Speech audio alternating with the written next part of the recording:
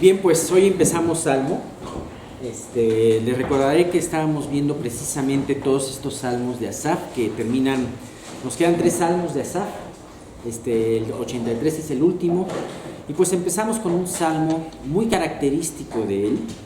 Es un salmo en donde nos vuelve a hablar de historia, y nos habla de historia con respecto a la historia de Israel, pero también para poder denotar la fidelidad de Dios para con Israel.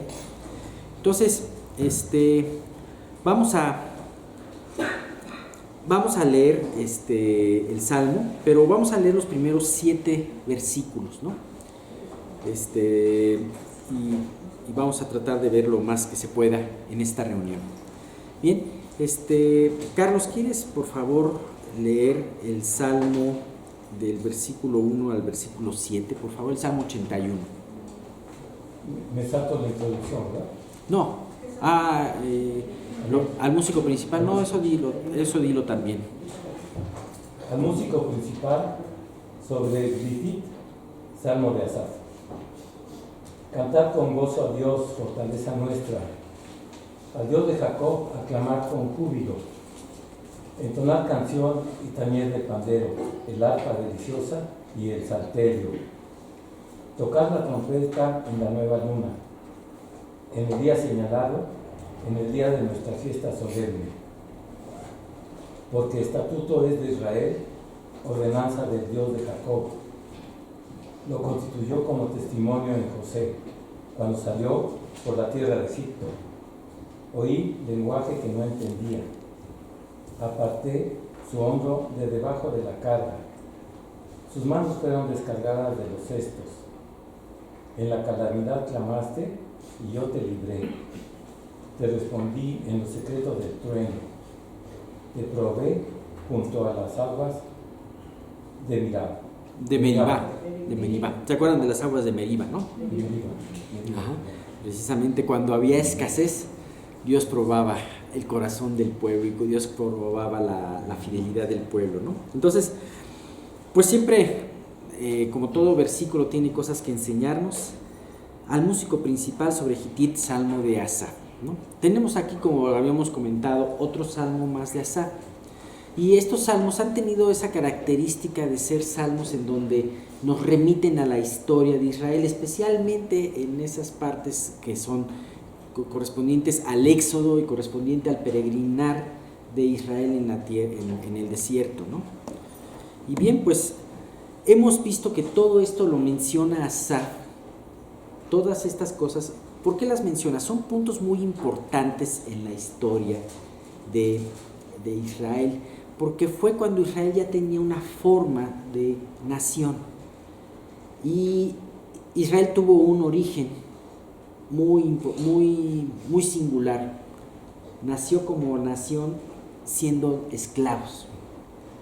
Y en esa esclavitud Dios los fortaleció y Dios cuidó de su vida. Pero estaban a expensas de lo que decía ese sistema injusto, ese sistema del mundo, ordenado por un rey cruel, un rey impío, y que era Egipto, ¿no? Y vemos como en el Antiguo Testamento se menciona a Egipto muchas veces como el mundo,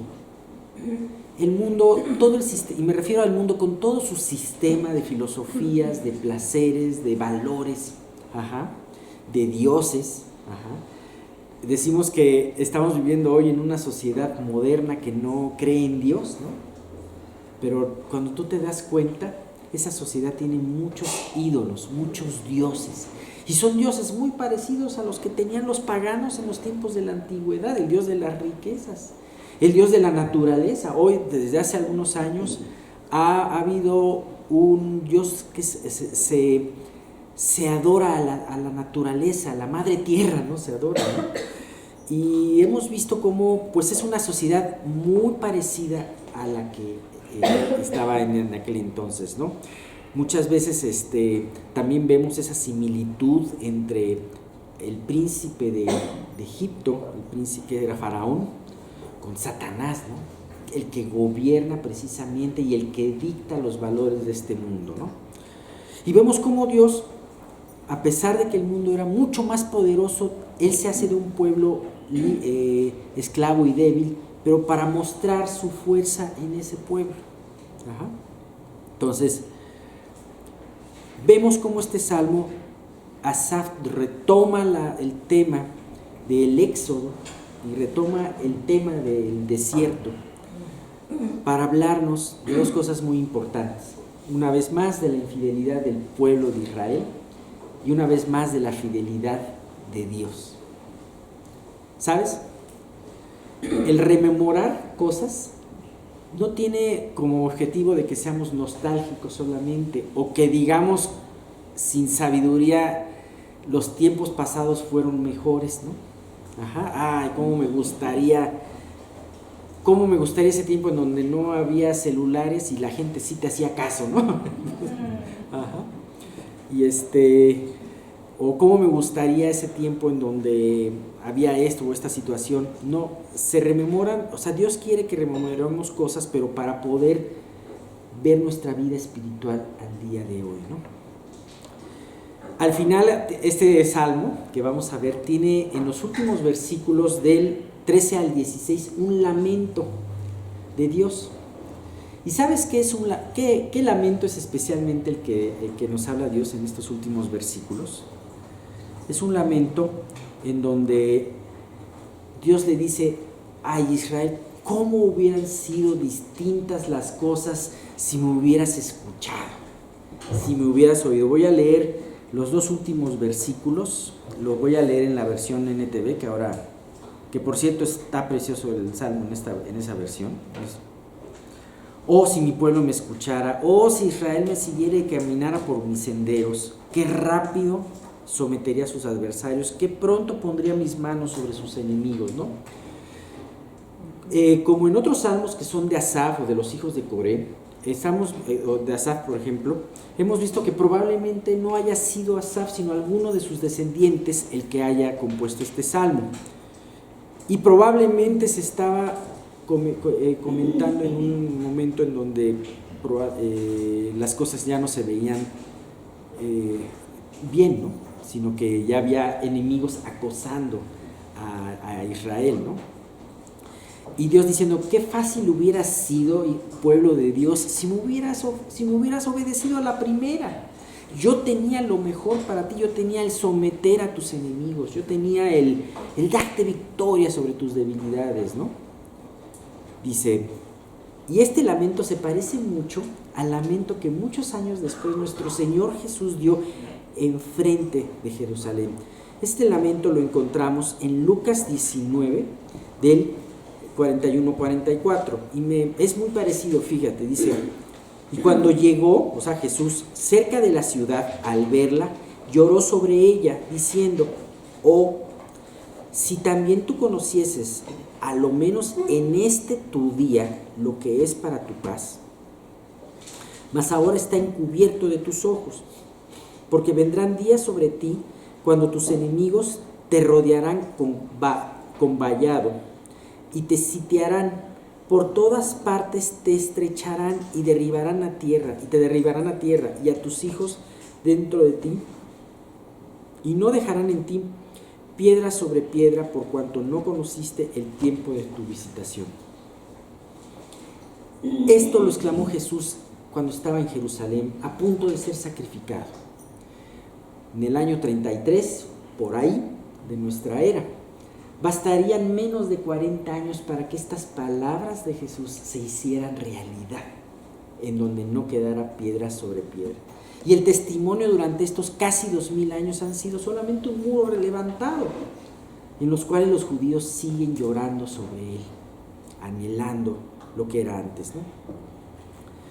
Bien, ¿sabes? Es muy importante que esta exhortación hecha a público de hace 3000 años y que ha llegado hacia nosotros, también nosotros podamos tomarla muy en serio, ¿sabes? Porque Dios muchas veces trata de hablarnos de una o de otra manera, sin embargo, no escuchamos. Debemos de ver, así como ese tiempo, ojalá conocieras que este día es el día de salvación, que este día es el día de tu visitación, para que no sufras en un futuro. Ojalá pudieras escuchar este mensaje y tomarlo como tuyo, para que después no derrames lágrimas que pudieron haber sido innecesarias. Entonces, de esta manera, es importante que si estamos escuchando este mensaje, no dejemos de tomar decisiones importantes. Si tú aún no conoces al Señor, no dejes de pasar el tiempo de tu visitación. ¿Y cómo sabemos? Porque este es un tiempo de gracia.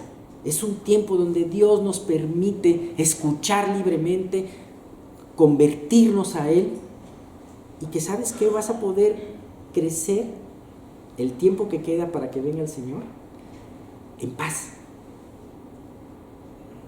Y vas a poder irte con Él.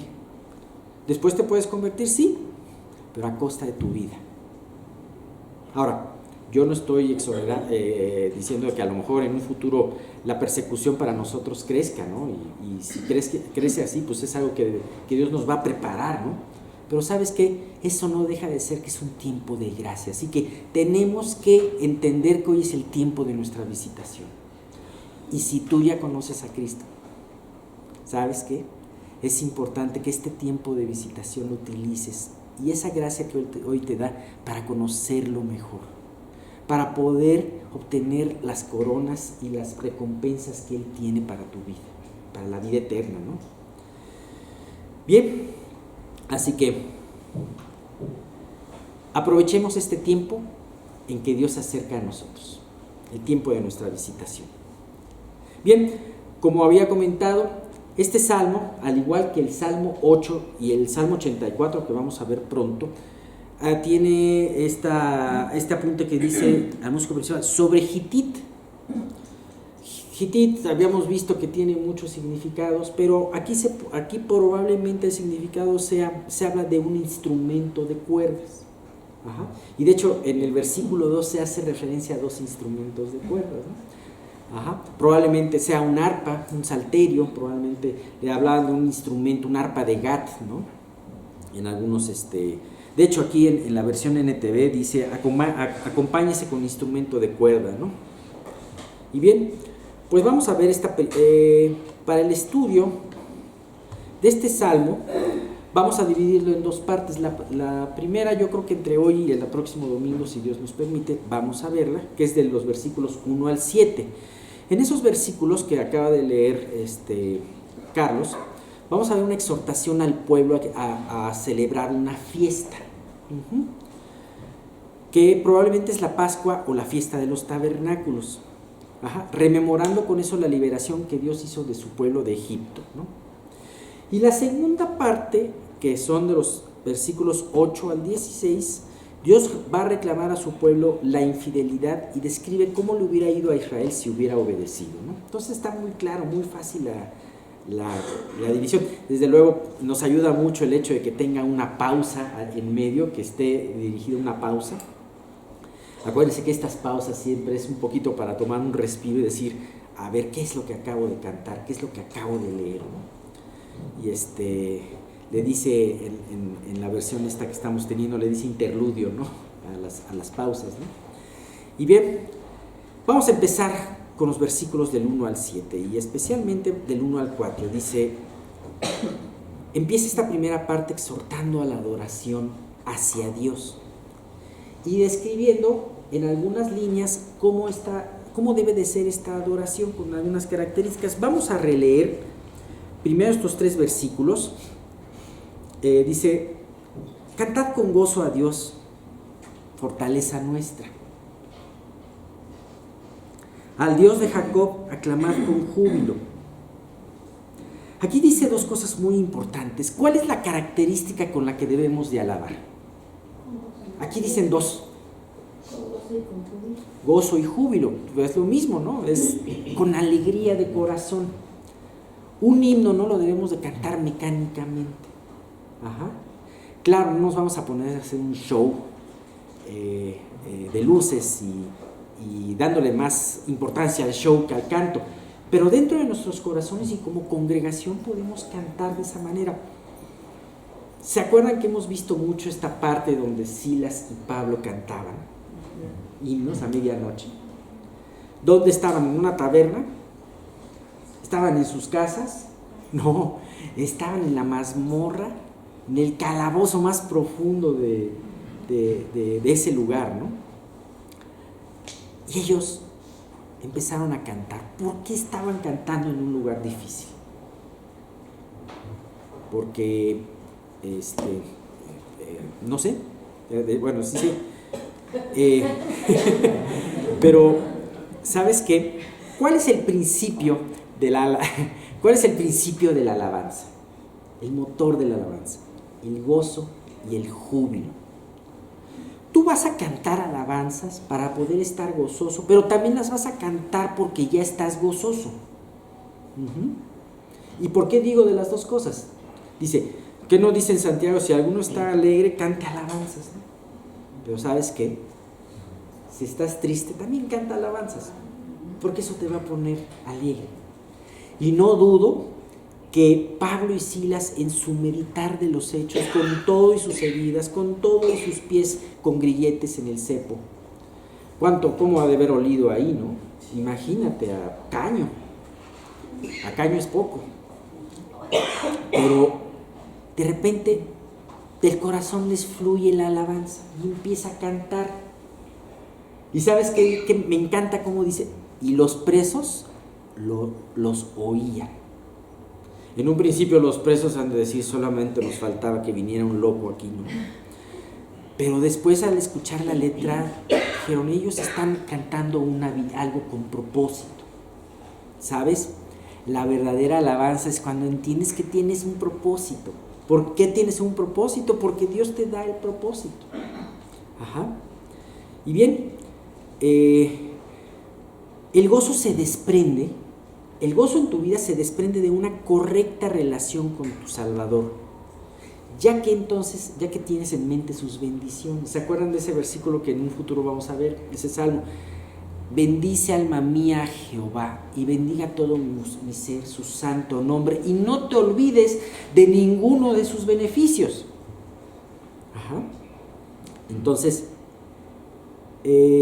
tenemos en su mente las bendiciones y además tenemos su espíritu que nos imparte gozo. Este gozo alimenta a nuestra alabanza y esa alabanza nos da a su vez gozo. Ajá. Bien, así que fíjate, y esto lo digo porque dice, fortaleza nuestra es el Dios. ¿Y sabes cómo nos fortalece Dios también? A través del gozo. ¿Qué no dice?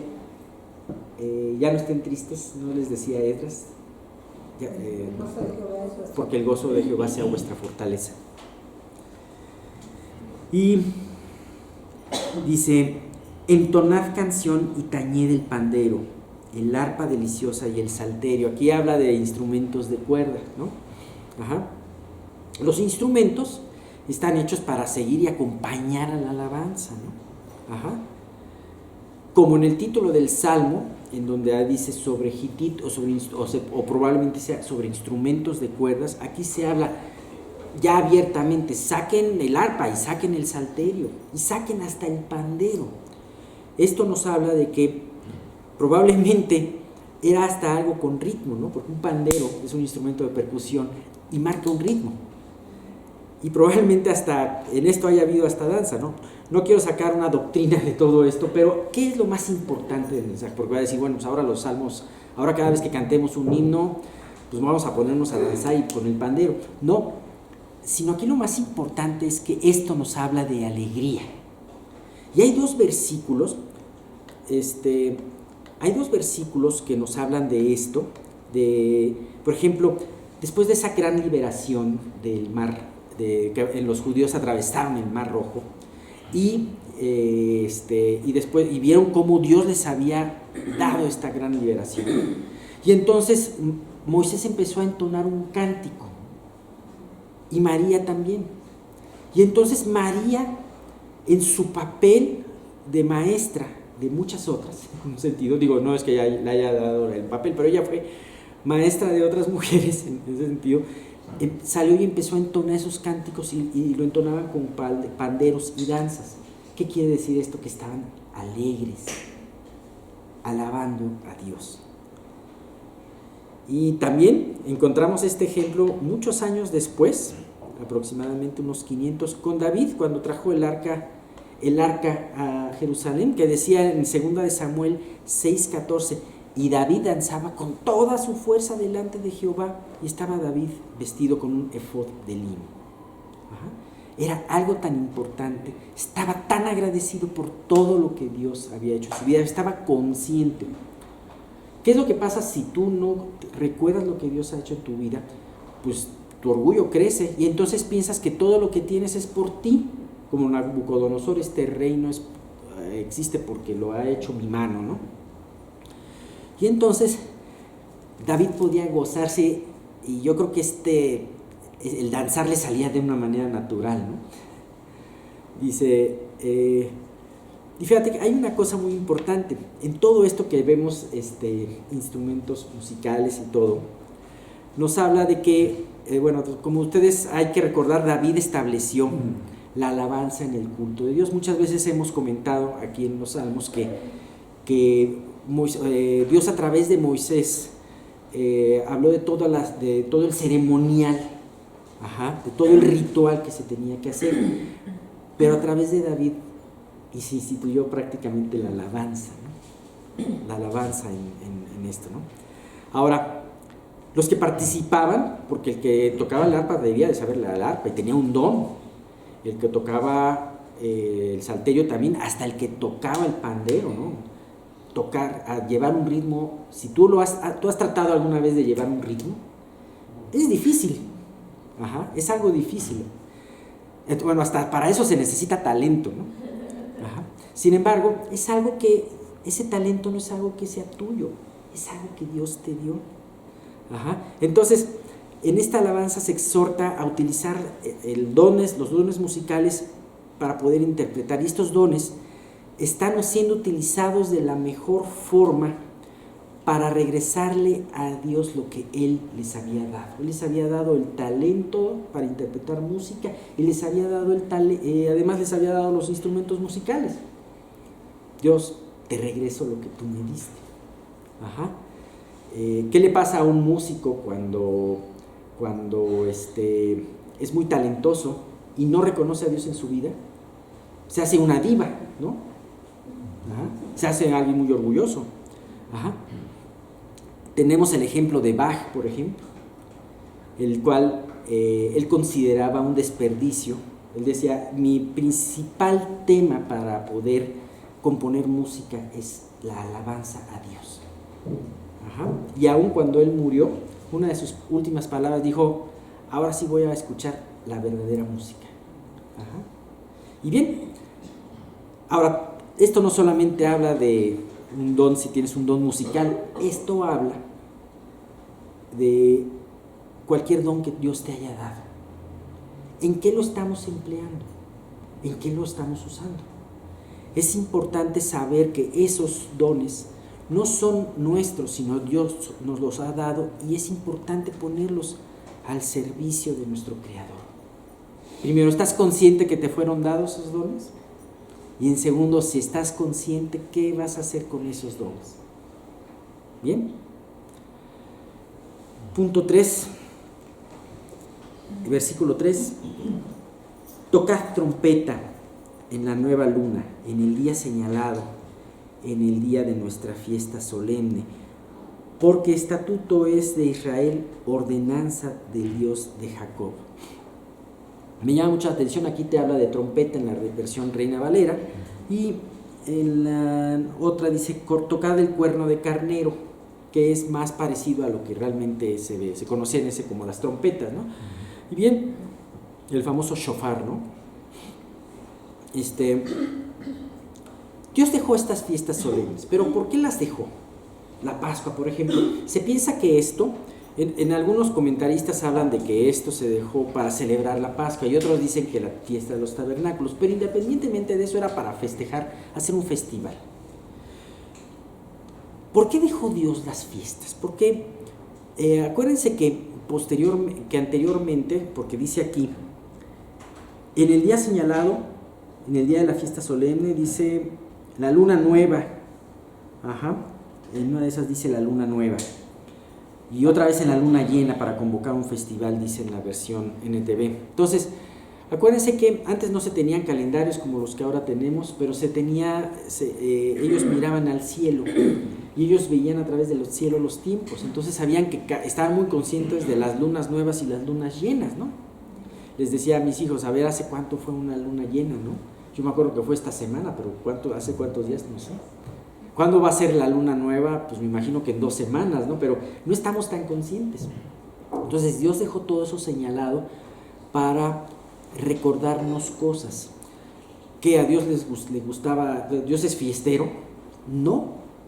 Pero de alguna manera estas tenían un objetivo muy importante para recordar lo que Dios había hecho con su nación, con sus antepasados. Las civilizaciones tenían todas sus festividades, las naciones tenían sus festividades paganas y ellos celebraban el inicio de la primavera o celebraban el inicio de la cosecha, pero ¿sabes en qué terminaban sus fiestas? En orgías, porque el asunto principal de la fiesta era satisfacerse a sí mismos y no recordar fechas importantes, ¿no?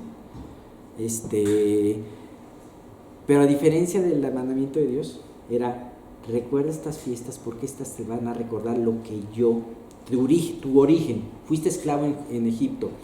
¿Quién te rescató? Tu propia mano no, te rescaté yo, dice Dios.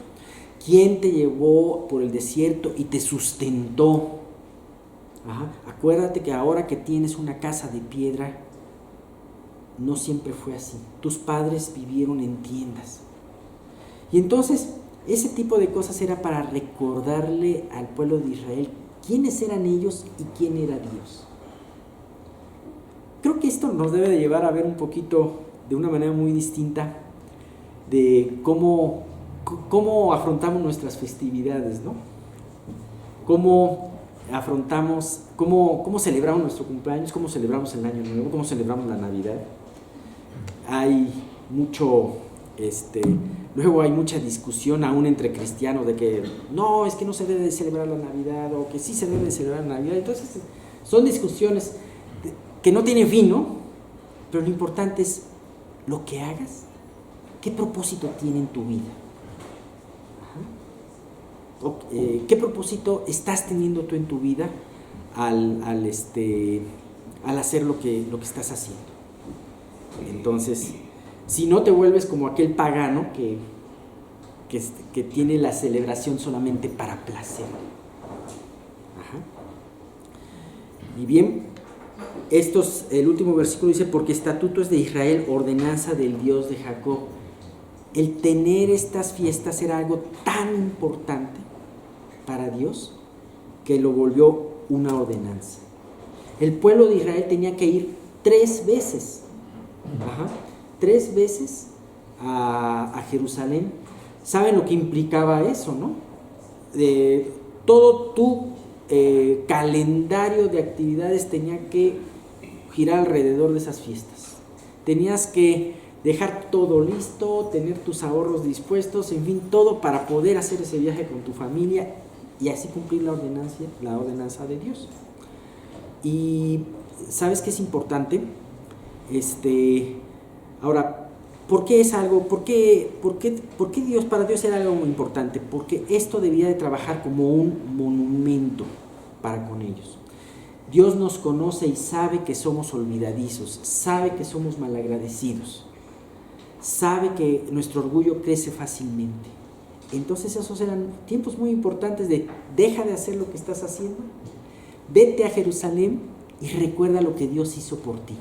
Y deja de ensimismarte en tus problemas, en tus afanes, y medita una semana en Dios. Qué padre que pudiéramos tener un tiempo así, ¿verdad? Pero bueno, ya acabó todo esto, pero nos queda el propósito de todo esto. ¿Sabes qué es importante? aprovechar cualquier oportunidad, si tú ya conoces a Dios, para poder meditar en lo que Él hizo en tu vida. Y bien, pues también tenían estas fiestas algo muy importante, eran fiestas proféticas, porque la Pascua nos hablaba, por ejemplo, de la venida de aquel Cordero sin mancha, ¿no? Entonces no solamente era un recordatorio de lo que Dios había hecho en el pasado, sino también era un recordatorio de que Dios iba a cumplir su promesa en el futuro.